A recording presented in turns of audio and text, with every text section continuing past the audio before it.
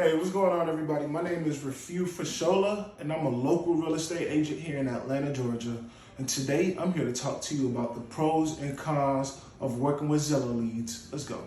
All right, everybody. So, my name is Rafiu Fashola. Like I said, I'm a local real estate agent here in Atlanta, Georgia.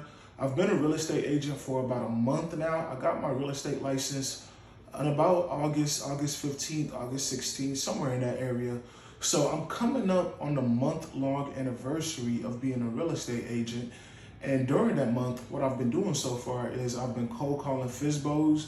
I've been cold calling, I've been cold calling expireds, and I've also been circle prospecting.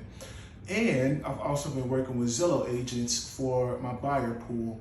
So today I'm going to be discussing the 3 reasons why you should and 3 reasons why you shouldn't work with Zillow leads. So here we go. All right, so the very first con that I have of working with Zillow leads is that they call whenever. They call at any time of the day, and you better be there to pick it up.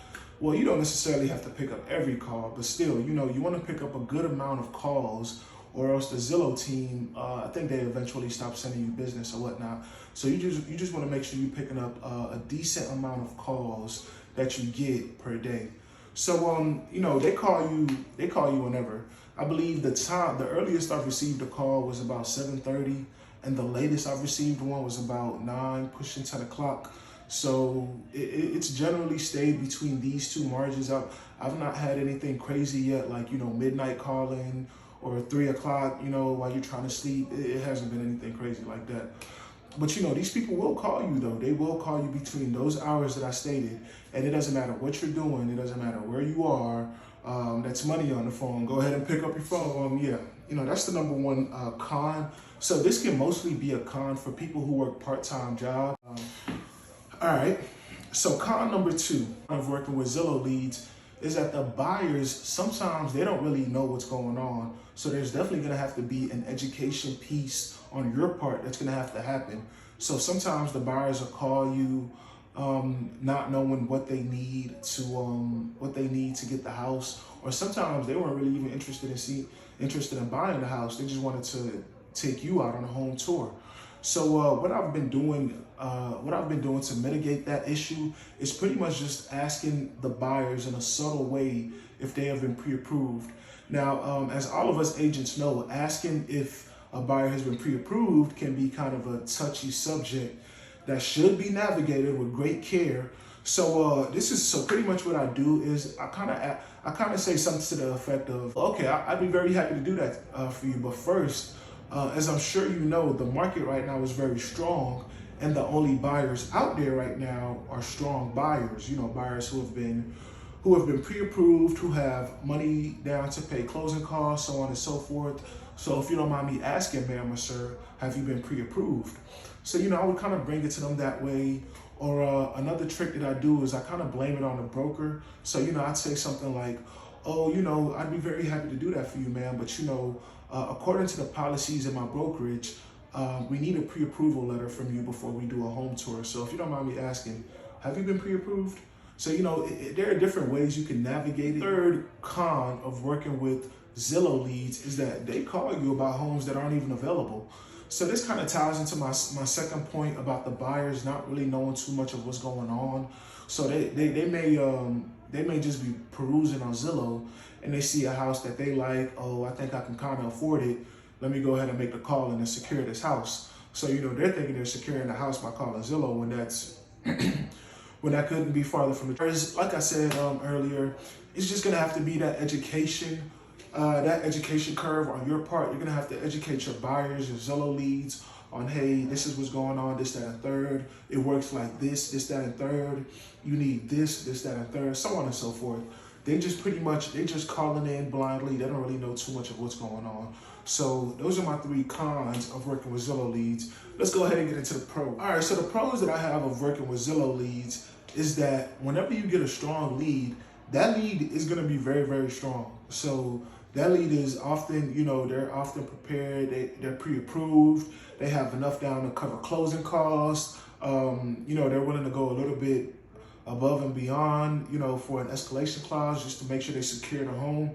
Whenever you get a strong lead off of Zillow, that lead is going to be very, very strong, okay? Now, these leads don't come too often now, so, I don't want you to purchase Zillow Premier Agent thinking, oh, every 50 lead I'm going to get is going to be a strong buyer. Nope, that could not be further from the truth. If I had to put a number to it, I might say maybe every one out of 50 buyers are serious, pre-approved and ready to go right now. So, and whenever you get a strong buyer, there's normally a problem, right? That's kind of how we make our money as real estate agents, by being problem solvers. With a client right now, a couple who their landlord, he kind of just kicked them out. Long story short, he pretty much just said, hey, I need you both to get out. I'm getting ready to renovate. I want to do this, that, and third to the property so I could do this, that, so on and so forth. You guys know how it goes. So they because of that situation, they had a problem and they became a very serious buyer. So, I was able to find them a home, did submit an offer, but, I don't know if it's been accepted yet. So, still waiting to hear back from that offer. So a second pro of working with Zillow leads is that it's a great way to build your database if you are a new agent. So if you're a newer agent, if you're in a new city, or if your sphere of influence, isn't really that big, or you're not really that big on social media, working with Zillow leads, it can be a pretty good way to build your database for however long you do it. Now, I definitely don't recommend making Zillow leads the bread and butter of your business. I mean, you can. I'm sure some agents do, and maybe they're $1 million agents, but I don't think that. I think that's more so the exception rather than the norm. So kind of thing there. So but then again, it's up to you. You run your business however you want to run your business. This is just me giving my advice and my experience. My point though, working with these Zillow leads can be a very great way for you to build your business in the short term. So if you're in a new place and you don't really know too many people, these calls that are coming to your phone, even though every lead may not be a serious lead, what you can do is you can get their information. You can get a phone number and an email from them. I do that with every Zillow lead I talk to, whether they're serious or not. I make sure I get a good phone number and I get a good email address. And what I do with that is I enter that information into my weekly email. So it's kind of like my follow-up system. So working these Zillow leads can be a very, very good way to build your database in a very short amount of time too, to be honest with you. So that's definitely my second pro for working with Zillow leads. So now to get into my third pro for working with Zillow leads is that it can be a very great starting point for your business as a new agent. So, and this kind of ties into my second point. So if you're a newer agent and you don't really have a huge database, you don't really have a big sphere of influence, you're not really the biggest social media person, you're far from an influencer or whatnot, working with these Zillow leads can be a very good starting point.